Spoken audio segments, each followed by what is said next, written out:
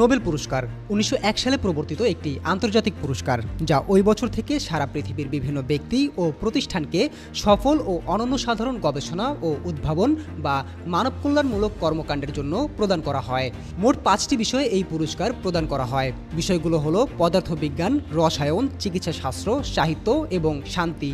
চলতি বছর পদার্থবিজ্ঞানে নোবেল পুরস্কার পেয়েছেন মার্কিন বিজ্ঞানী জন হোপফিল্ড ও কানাডিয়ান বিজ্ঞানী জিওফ্রে হিন্টন। তারা মেশিন লার্নিং প্রযুক্তির সাহায্যে আর্টিফিশিয়াল নিউরন নেটওয়ার্ক ডিজাইন করে এই পুরস্কার লাভ করেন। হোপফিল্ড বর্তমানে যুক্তরাষ্ট্রের প্রিন্সটন ইনস্টিটিউটের অধ্যাপক, আর হিন্টন অধ্যাপনা করছেন কানাডার টরন্টো বিশ্ববিদ্যালয়ে।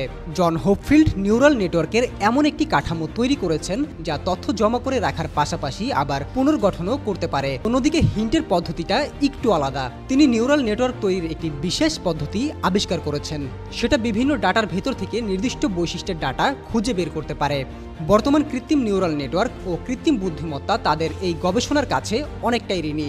নোবেলজয়ী বিজ্ঞানীরা প্রত্যেকে পাবেন একটি করে নোবেল মেডেল, একটি সনদপত্র এবং ১১ মিলিয়ন বা ১,১০,০০,০০০ সুইডিশ ক্রোনা বা প্রায় ১০,৬৭,০০০ মার্কিন ডলার, বাংলাদেশি টাকায় যা প্রায় ১২,৮০,০০,০০০ টাকার মতো।